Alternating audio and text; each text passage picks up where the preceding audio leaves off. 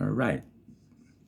Of course, I always want to welcome every person, place, and thing along with me in hoping that there will always be nothing but growth and development.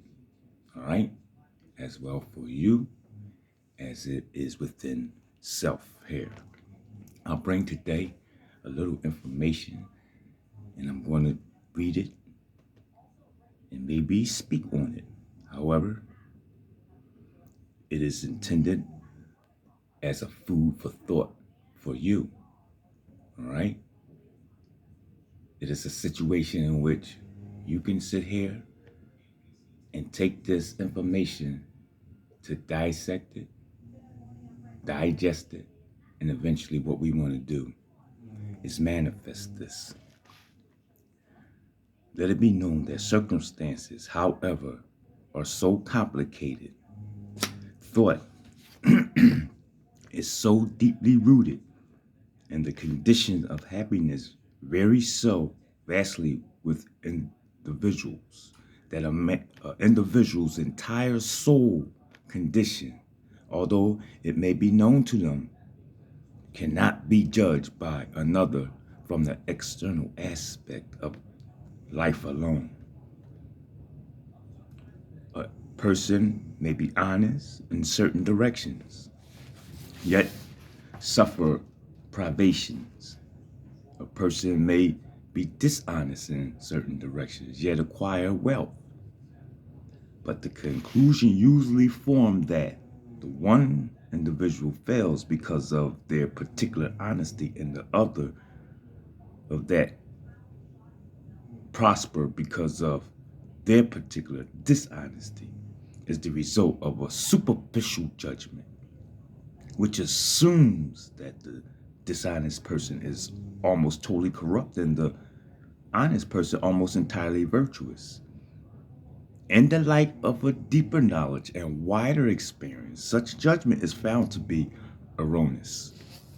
So the dishonest person may have some admirable virtues, which the other does not possess. And the honest individual obnoxious vices which are absent in the other. So the honest individual reaps the good results of their honest thoughts and acts. They also brings upon themselves the sufferings which their vices produce. So the dishonest person likewise gardens their own suffering and happiness. Check. It is pleasing to human vanity to believe that one suffers because of one's virtue, but not until a person has extirpated every sickly, bitter, and impure thought from their mind and washed every sinful stain from their soul. Can they be in a position to know and declare that our sufferings are the result of our good and not of our bad qualities? And on the way to, yet long before we have reached that supreme perfection, we will have found working in our mind and life the great law which is absolutely just and which cannot therefore give good for evil, nor evil for good. Possessed of such knowledge, we will then know, looking back upon our past ignorance and blindness, that our life is and always was justly ordered, and that all our past experiences, whether you deem them good or bad, were the equitable outworkings of our evolving, yet still to come unevolved self. So good thoughts and actions can never produce bad results. Bad thoughts and actions can never produce good results. This is but saying that nothing can come from corn but corn, nothing from the nettles but nettles. Men, people understand that this law in the natural world and work with it, but few understand it in the mental and the moral world. Though its operations there is just a simple and undeviating, and they therefore do not cooperate with it. Suffering is always the effect of wrong thoughts in some direction. It is an indication, yes, that the individual is out of harmony with themselves. However, with the law of their own being, it is also true. So the soul in the supreme use of suffering is to purify, to burn out all that is useless and impure. Suffering ceases from the individual who is pure. There could be no object in burning gold after the dross had been removed, and a perfectly pure and enlightened being could not suffer. The circumstances which an individual encounters with suffering are the result of their own mental inharmony. The circumstances which an individual encounters with blessedness are the result of their own mental harmony. So blessedness, not material possessions, is the measure of right thought. Check. Wretchedness, not lack of material possessions, is the measure of wrong thought. An individual may be cursed and rich. You may be blessed and poor. Blessedness and riches are only joined together when the riches are rightly and wisely used. And the poor individual only descends into righteousness when they regard their loss as a burden unjustly imposed. Indigence and indulgence are the two extremes of wretchedness. They are both equally unnatural and the result of mental disorder. A person is not rightly conditioned until they are happy, healthy, prosperous being. And happiness, wealth, and prosperity are the result of a harmonious adjustment of the inner with the outer, of the individual with their surroundings. An individual only begins to be that great person, that supreme being, that supernatural cosmic deity when they ceases to whine and revile and commences to search for the hidden justice which regulates their life.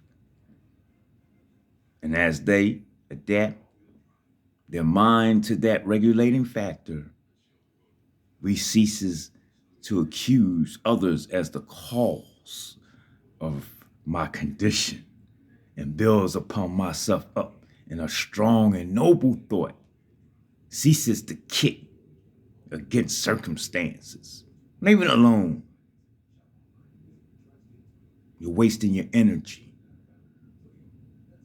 You will begin to use our gifts, if you will, as aids to move into a more rapid progress against circumstances. And as a means of discovering the hidden powers and possibilities within ourselves. Law, not confusion, is the dominating people in the universe. Justice, not injustice, is the soul and substance of life. And righteousness, not corruption, is the molding and moving force in the spiritual government of the world. This being so, everyone has to put to right themselves to find that the universe is right. And during the process of putting ourselves right, we must find that we begin to alter our thoughts towards things and other people. Things and other people will alter towards me. You see? So the proof of this truth is in every person. And it therefore admits of easy investigation by systematic introspection and self-analysis. Let a man radically alter their thoughts. And when I say man, I'm including woman too, all types of man. And he will be astonished at the rapid transformation it will affect in the material conditions of our life. We begin to imagine that thought can be kept secret, but it cannot. It rapidly crystallizes into habit. And habit solidifies into circumstances. Bestial thoughts crystallize into habits of drunkenness and sensuality, which solidifies into circumstances and destitution and dis-ease. Impure thoughts of every kind crystallize into enervating and confusing habits, which solidifies into distracting and adverse circumstances. Thoughts of fear, doubt, and decision crystallizes into weak, unmanly, and irresolute habits, which solidifies into circumstances and failure, indigence, and slavish dependence.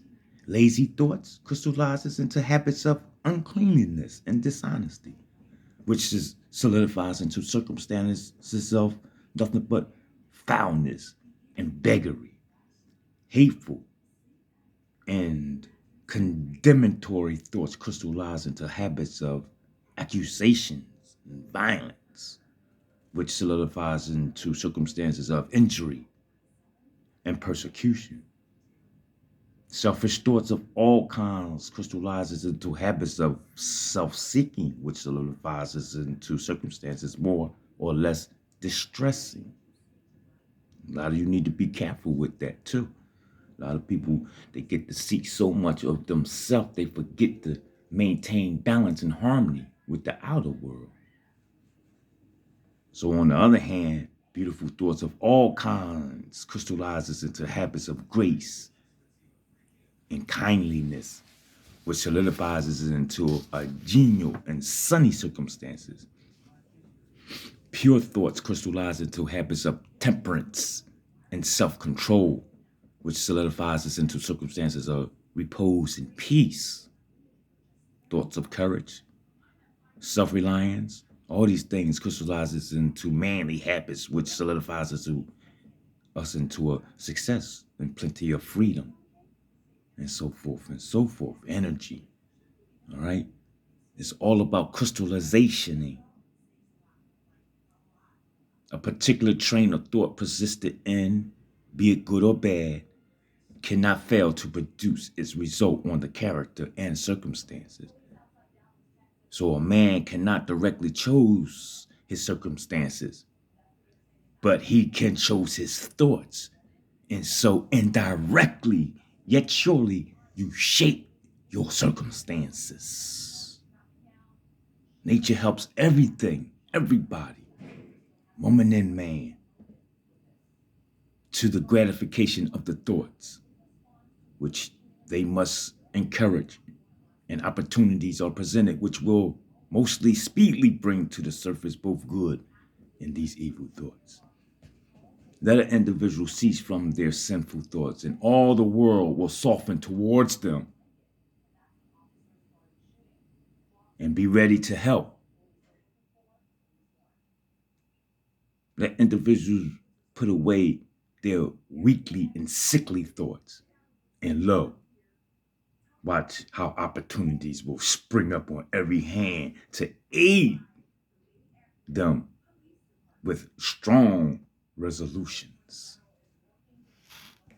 I'm Nate the Great, and be sure that you have a great life on purpose.